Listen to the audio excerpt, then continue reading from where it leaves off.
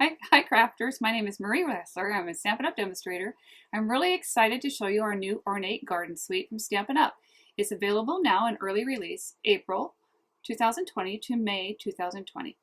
It is going to be available in our upcoming 2020-2021 Stampin' Up! Annual Catalog that should be released in late May or early June. The card that I'm going to do today is this card right here. You made my day. Thank you for all your help.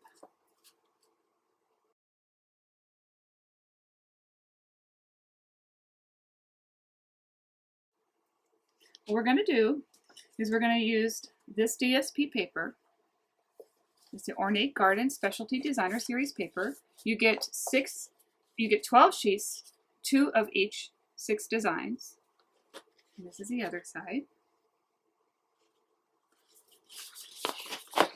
We're going to use this top one right here today. We're going to use these dies. And we're going to use this one right here, the third one in. We're going to use this one. It coordinates with the Ornate Style stamp set. And we're going to use this piece right here from this set.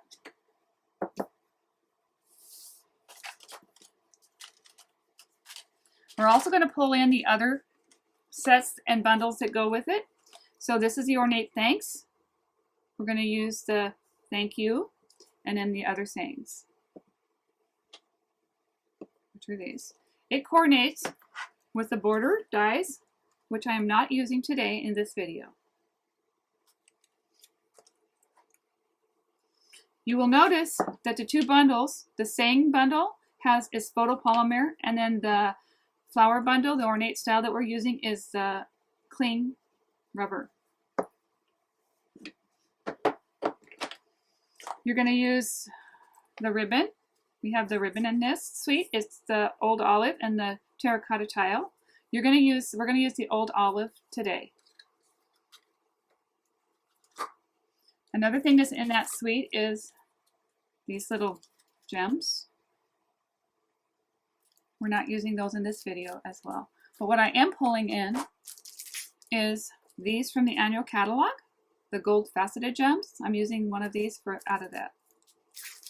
I'm going to use terracotta, early espresso, and Old Olive ink pads. We're also going to use the embossing folder that's part of that suite. The Ornate Floral 3D embossing folder. Oh, one more thing. We're going to also pull in the triple layer or triple corner punch from the annual catalog. So what you're going to need to get, and 2 markers, sorry, Old Olive and Saffron.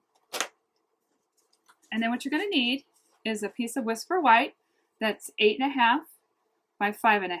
And that is going to be your regular size card fold. And so what I like to do with my paper trimmer, you can score. You can score your card right down the center if you want to at 4 1/4.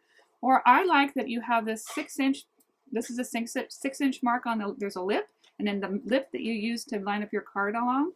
What I like about it is you can just put your card in the corner of that and then just fold it. Use your bone scoring tool if you like. I got my hands backwards. I usually do it the other way. But that's a great way to score your card as well. All right, so here's your card base. You're also going to need an 8-inch piece of ribbon. You're going to need a scrap piece of white. You're going to need a terracotta piece that is 2 1/4 by 3 3/4. You're going to need a piece of Old Olive cardstock that is 4 by 5 1/4, which is your layering size. It's just 1/4 inch off of your normal size, so you can layer. And then your DSP paper is the same. It's 5 1/4. See, matches on both ends by 3. All right. So the first thing we're going to do is stamp with Early Espresso. This is the old style pad. It has the 3 dots. I push and I flip. I usually stamp first before I die cut.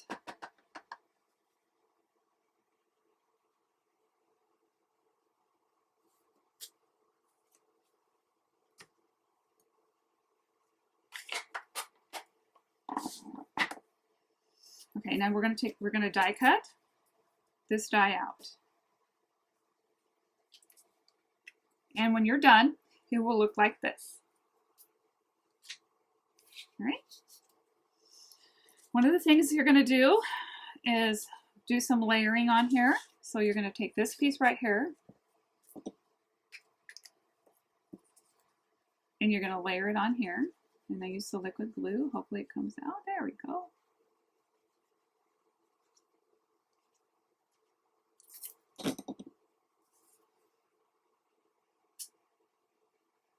Don't do that. Don't glue it yet. You're going to corner round 2 corners on here. So on the corner, the triple corner, you put the pieces on these little lips right here and you push it all the way in. And then you're going to push that down. And I'm doing opposite corners. So I'm going to rotate my paper and I'm only doing 2 corners. Now glue your piece down. You see why I didn't want to glue it before I punch? Because I didn't want this to be part of the punch. Rub the back. And some simple little things you can do with this. You don't even have to cover the whole entire image. So we have double end markers. This is a fine end and this is the brush end. So I actually like to use the fine end when I just want a tiny bit of color. I don't want a lot of color and I don't want to color the whole thing. This is a Saffron. Same, I'm using the tiny end. And I'm just going to touch a little bit where there is the ink that you put that looks kind of like shading. And I'm just going to touch a tiny bit of it. It's pretty simple to do. Doesn't take long when you don't have to color everything. Some of my customers don't like to color. I like to color. I'm going to use the brush end to just color in a little bit. Even though I'm going to cover that up, I like to color behind it. So this is going to get layered onto here. Now you could pop it up if you wanted to, but I'm just going to put it down.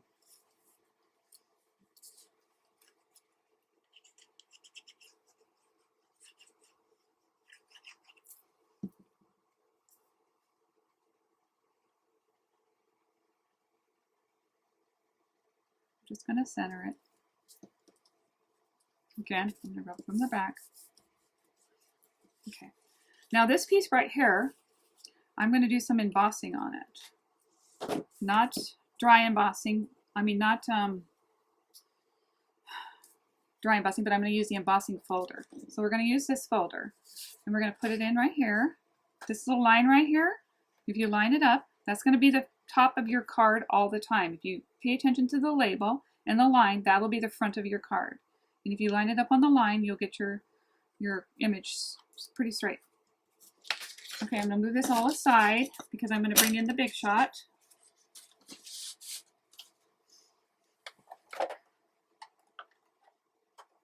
Let's see if I can turn it. Let's turn it this way. Okay, so this is our embossing folder, and this is our platform. So when I run my dies, this is the fold side. You're going to make sure that your fold goes in first. Our embossing folders have changed in the past because we no longer carry the big shot. So we have this platform, and you'll see it says stop, do not use as a cutting plate because it looks like a cutting plate, but I don't want you to cut on this because I'm using it for embossing only. It's thicker than our embossing folders are a bit different thickness than they used to be, as is this. So I sandwich those two. You don't need a third plate. But I also mark my embossing folders, my new ones, with a little dot that coordinates with this so people will know, wait, stop. Don't do that. Don't cut it. And then you're just going to run it through. And it's a little bit But see how nicely that will go through with just one plate. Okay.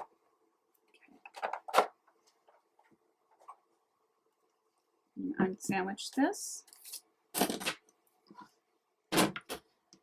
And look how pretty this embossing folder is. It's so nice. Again, that's the Ornate Floral Embossing Folder. So now we're going to put our card together.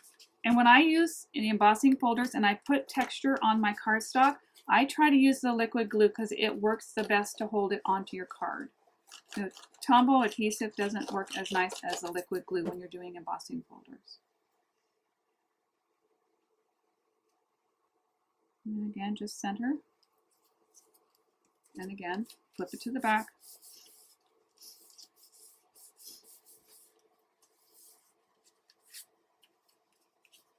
Now we can finish putting our card together. Oops.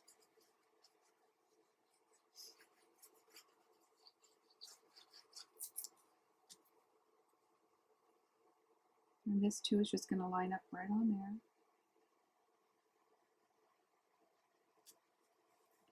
Again, flip your card to rub it so you're not messing up your ink or anything else, ripping your paper. Okay, so that's the basic part of your card. I left off the bow. I'm not going to do that yet, but just a second.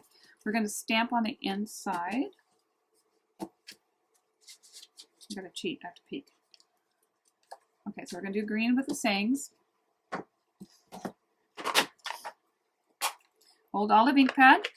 Again, it's an old style pad. And it says, "You made my day." Oh, I'm missing one. Yep, I gotta find the other one.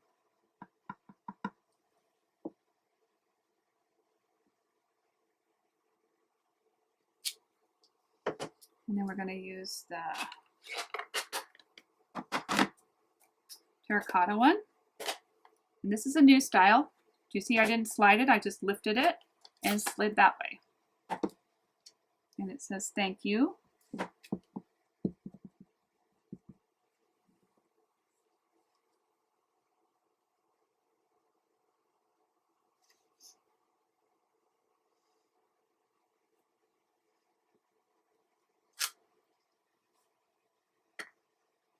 And the other one I'm using is for all your help. So I'm going to shut this pad and we're going back to the green one.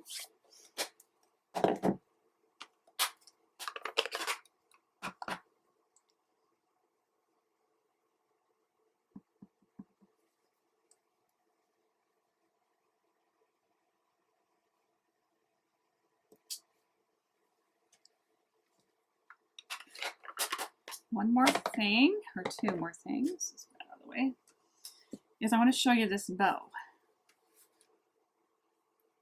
Now I have this little wooden dowels, two little wooden dowels with these holes in a block. It's just a block, and the dowels come out. This is all it is. It's just, if you put these little, and it doesn't even have to be straight or anything, it just works so well. Two little dowels. You're going to take your ribbon, and I'm going to lay it on its side so you can see what I'm doing. So I'm going to take my ribbon and put it from the back. I'm going to cross it over like this. And the one that's on the bottom, I'm going to take up and bring down and push it through the hole. And then I would just tie a knot, just like that, just one little tie. But I wanted to show you that's how I made my bow. And this is what my bow looks like. Look how tiny this is and how sweet it is.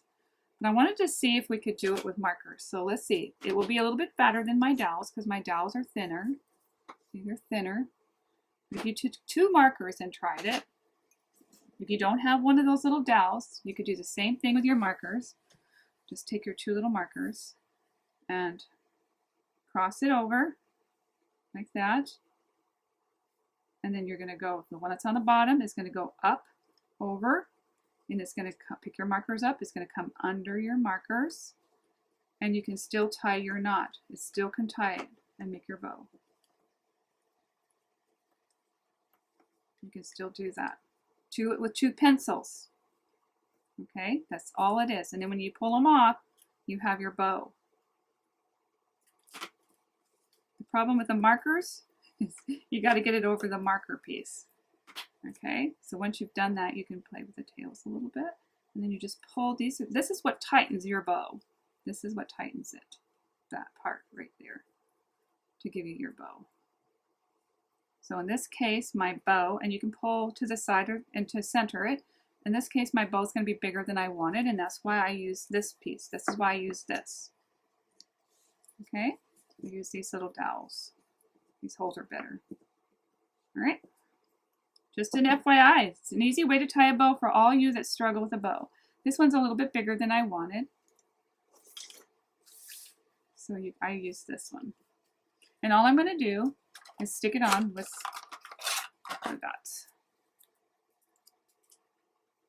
I always find that it's easier to touch my image to my dot to get what I want. And it comes right off. And then you just put it on there. And then you cut your tails where you want it to be. Trim them up. And there's your card. How sweet is that? One more thing. I pulled these in from the annual catalog.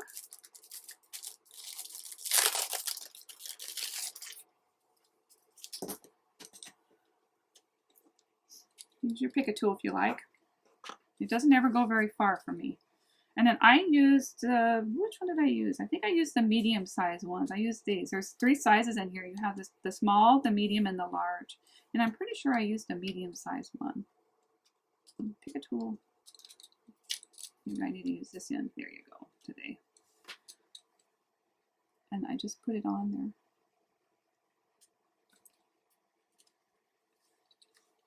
Those are called the faceted, gold faceted gems, which are awesome. And those 2 were in the annual catalog, like I said. So from the annual catalog, I pulled in the faceted gems, the markers, the ink pads, the punch, the glue dots, and the glue. This is normal, basic stuff that you would use for just basic stamping. The Ornate Suite bundle I showed you earlier. But let me show you some really cool cards I made with it. This is the card we did today. My sample. Here's another one.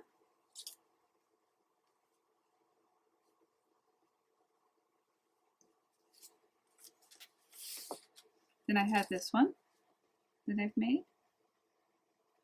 Some of these are using the stamps. Some of them are using the paper. Some of them are using the framelits. Some of them are using the borders, like this is a border. These are the peacock rhinestones that I pulled in from the annual catalog when I did this one. This one here again has the faceted gems on it that I just showed you. And here's another bow that I tied with the dowels. This one too, I used the stamps, and then I used these little guys from the Ornate Suite. And this is off of the, I'm pretty sure that's off the, oh, actually it's off the framelits. It's this one right here. It's this die right here that does this kind of look. And this one, this framelit one right here, gave me this stitched right here, and this is the center. And I just put a piece of terracotta behind it. This one here, I just did a video on this one, so you can watch that one. It's being edited right now.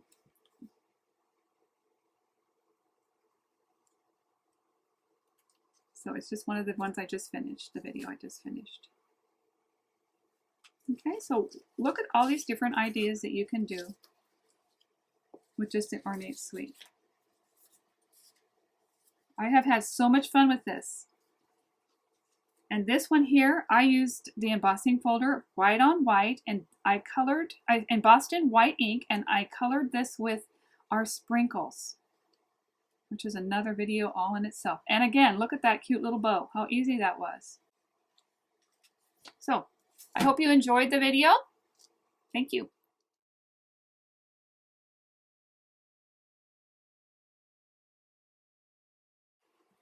Did you know, when viewing a YouTube video on a computer, if you click on the Show More wording in the example below, circled in red, to see the additional content and comments.